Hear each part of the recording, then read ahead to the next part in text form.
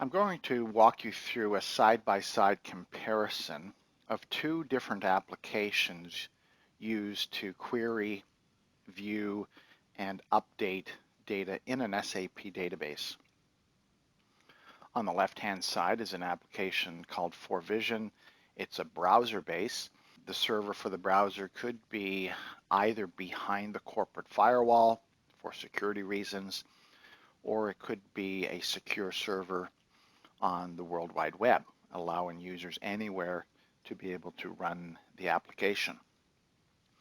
On the right-hand side is the standard SAP GUI, which would have to be installed on the user's PC. So we have a scenario that I'm demonstrating here, and this is for a list of activities that's on the schedule for next week.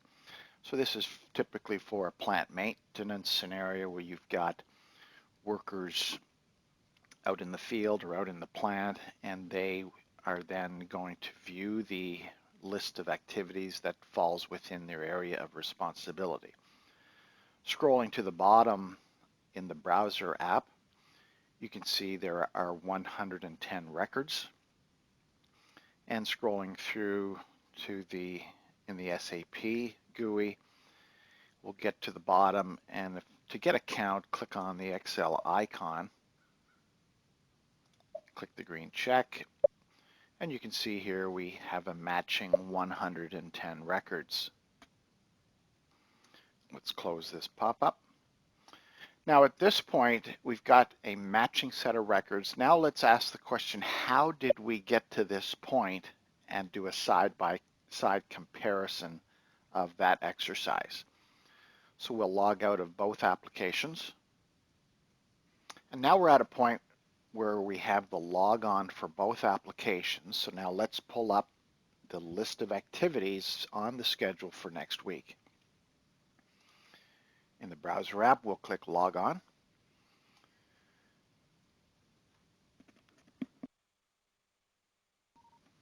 And I have my profile configured in the browser app to take me right to the list of activities scheduled for this week. That would be a typical scenario where the technician logs in and he or she is focusing on the list of activities on this week's schedule. To get the next week, click on the sidebar filter, select the data range, and click Next Week. Collapse the filter, and you now see we have a date range into next week, which is from the 4th of August being Sunday through to the 10th of August being Saturday. Scrolling to the bottom, you see we now have our matching 110 records. Now let's log in on the SAP GUI. We'll key in the username and password, click Enter. This takes us to the standard SAP menu, and you can see all of the choices down here at the bottom, which the user can weave through to get to the correct transaction, or they can use the transaction that they've populated in their favorites. IW37 is the transaction we're going to use here. And at this point we have the start date range and the finish date range, and many users will often then put in the week range into the start finish. I'm going to remove the field key, and we'll use a layout that matches what we had earlier. Click Execute. And at this point, the user often thinks he now has everything that falls into this week. Let's do a quick count.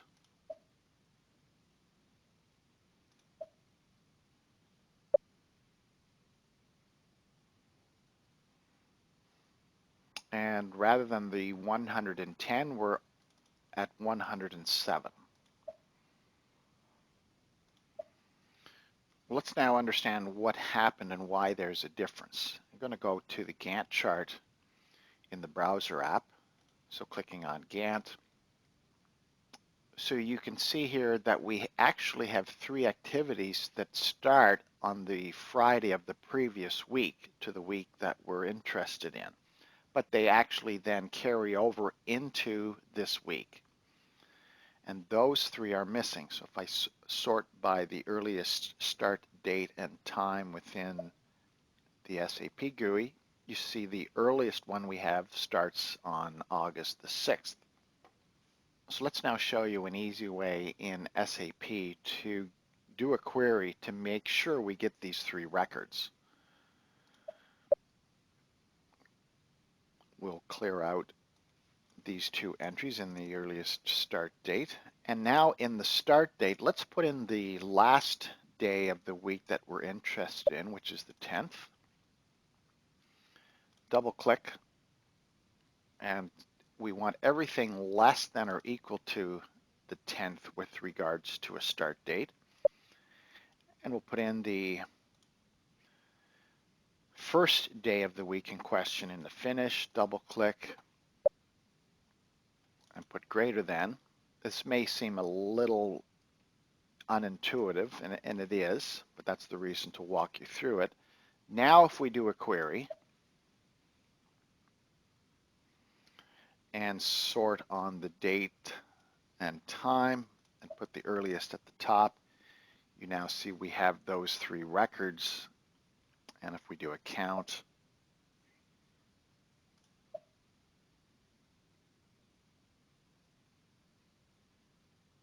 we now have 110, which matches. If we scroll right to the bottom in both applications, you see the last activity on both sides. You'll see that two activities actually start on the Friday of the desired week and carry off into the following week. So we wanted those as well. So that's a quick comparison side by side of the steps it takes to get to the list of records in the schedule for next week. Now let's do a side-by-side comparison of the functionality within the list view on both sides. So on the left side, if I wanted to rearrange the columns and change where description is located, I can simply drag that column header, and now the description moved to the right of the work field. Fairly simple on SAP GUI as well. Simply click the header and drag it over, and it rearranges that column. If I wanted to add additional columns in the browser, simply select those, and now we have the planner group. If I want the finish date, click on finish date, and we now have those. To do it in the SAP side, click on the current icon. This gives us a pop-up of everything displayed on the left and everything that's possible on the right-hand side. To sort the right-hand side, click column name, and let's put planner group in like we did on the browser app. Planner group, and let's put that after the work center.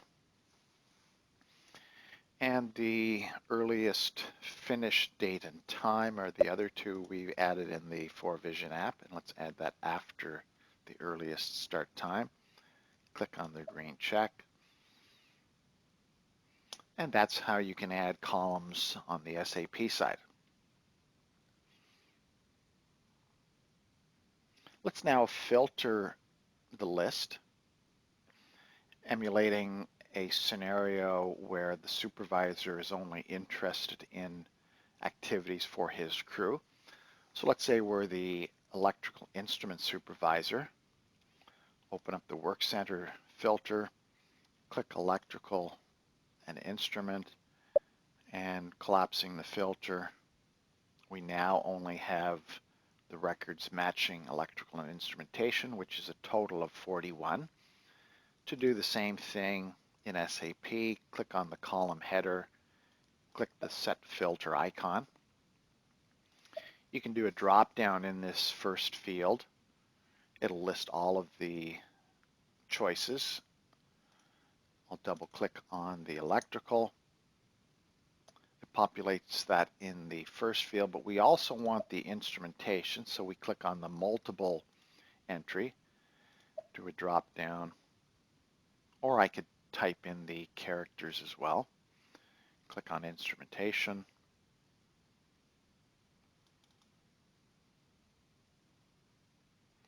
Click on the copy. Click the green check. And we now have it filtered just to the electrical instrumentation. And do a quick count. We've got 41 records. So that's the ability to do filtering. Now let's select a single work order and show you how to do updates in side-by-side comparison.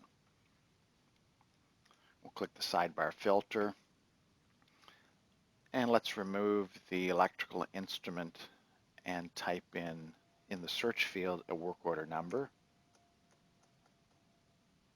And you can see as I'm typing that in, it automatically filters the list to all of the matching records.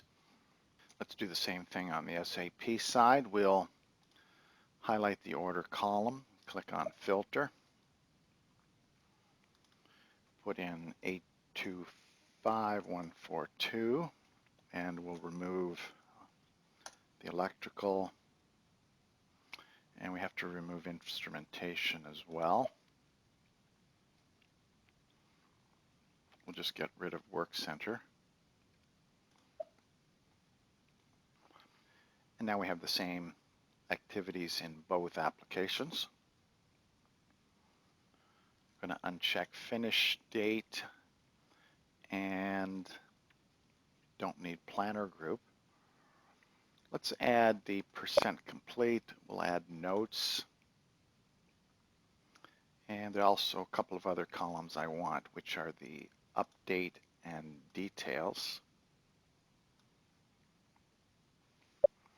And on the SAP side, we'll get rid of the earliest finish and the planner group. Just multiple click each column and then right click hide. So now let's show you how to view the details of a particular activity in the browser app. If I want to see the details, click on the details button.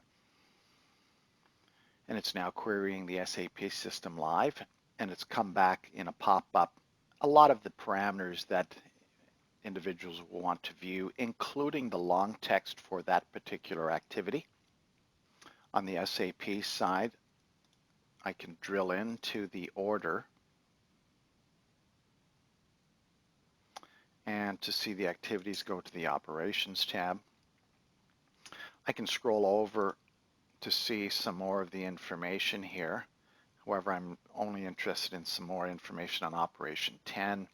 You've got a number of tabs along the bottom to see that detail, and now you've got more tabs here at the top to view a lot of the same information that's in the pop-up.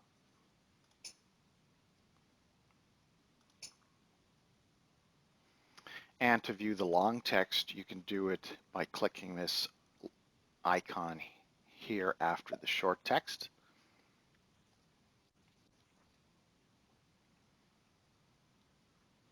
Or another option to view the long text is to click the icon within the Operations tab.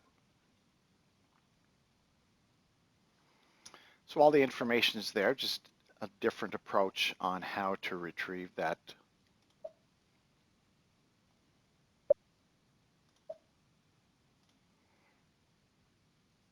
Let's now update a user status and do a comparison between the two. Presently, the user status is listed here, so I'm going to do a drop down. Let's select 5D. The update button is now available. Click on Update. It's now going over to the SAP side. The toaster now indicates that the status has changed. Let's click on the refresh button on SAP, and you now see that the status has been updated. Let's now update the status on the SAP side via the GUI. Drill into the order again, go back to the Operations tab, highlight the desired activity, click on the blue I button here at the bottom, and we now have the statuses. Let's change it to 5D. green arrow back, click on the Save button. So it should be changed in the database to 5D. Let's hit the refresh button. And there it is. And now let's hit the refresh button on the browser app and do a live read of SAP. And I had the filter set on the browser app to that one particular order, but it's actually doing an update of all of the scheduled activities, and the filter is still applied, so now we see the 5D status here. Let's now do a confirmation, and there can be multiple purposes for confirmations. One is to record the actual hours executed on an activity. The second option is to define how much work is still remaining on a particular activity. So in the 4Vision application, you see we have a % complete. Let's actually do an update on operation 20 here. So I can click on this bar to do an update and set it to 25% complete. And now the update button is available. When I click update, we get a pop-up where the user can also set in a forecast date in terms of when he or she will be finished. We'll leave that blank for now. And then we'll put in a note here that the technician can use to communicate as to where they're at on this activity. Click Submit. The 4Vision application is now creating a confirmation in SAP as displayed in the toaster at the bottom. Now let's confirm that on operation 20. Drill into the activity. Click on the operations. Highlight row 20. Click on actual data. Double click on the confirmation number. And we see here that a remaining work of 6 hours was put in. We're emulating that a contractor is using 4Vision and they would not put in the actual hours, as that's typically designated for permanent employees. So in this case, we're populating the remaining work, which is 6 hours based on 75% remaining of the 8 hours of work.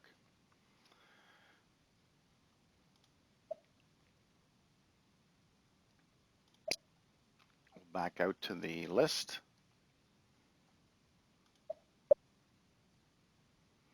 And now let's do a confirmation from the SAP GUI. Select the operation, click on individual confirmation, and now you'll see that SAP does populate a value in the actual work. We're going to remove that. And let's say we're now 50% done, so that would equate to a 4 hours of remaining work. We'll click on the Save button. Now, unfortunately, there is not a field in here in the standard SAP list that gives me % complete or gives me the remaining work. If I try to find remaining work or % complete in the list, you'll see it does not exist. So a little bit of a conundrum for the SAP GUI users as to where this job stands. On the 4Vision application, let's now do a refresh. And because we're reading the activities and we're reading the confirmations table, we then see that a 4 hour remaining has been applied, and then we equate that to a % complete, which would be 50. And there's the 50% completion on operation 20. And we could display remaining work here as well. It's really defined during implementation as to what's the most appropriate fields that the business would want to display here. The other thing you'll notice, I put in a note regarding this activity, And this can be updated every time the technician does an update. And you may want to keep the latest note at the top.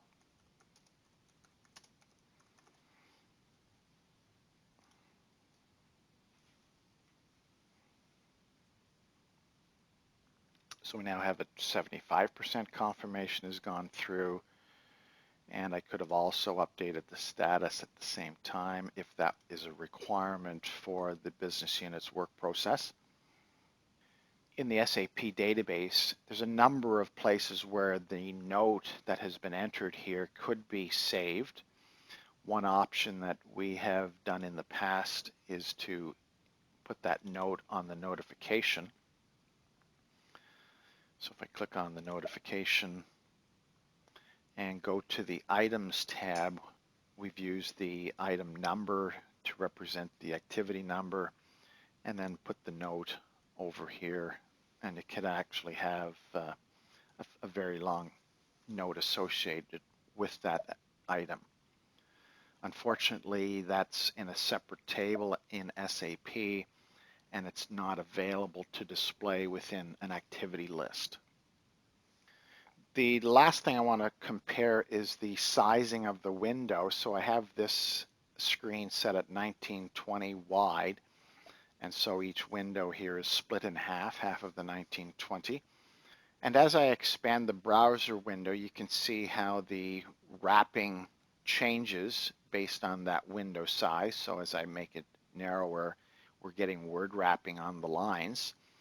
And if I go really narrow, emulating a small tablet or a phone, the application then changes the way the information is displayed to prevent the requirement for a horizontal scrolling. Because on a small device such as a phone or tablet, vertical scrolling is very easy simply by swiping.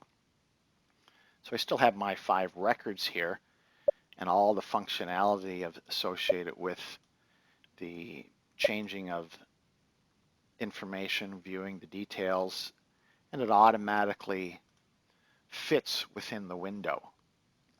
So there's only one code base required to do this. If I expand the window size on the SAP side or make it narrower within the SAP GUI, there's no word wrapping. I now am presented with a horizontal scroll bar, and I can still get all the information by scrolling horizontally. So that's a quick side-by-side comparison of a browser-based application viewing and updating SAP information versus the standard SAP GUI tied to the SAP database.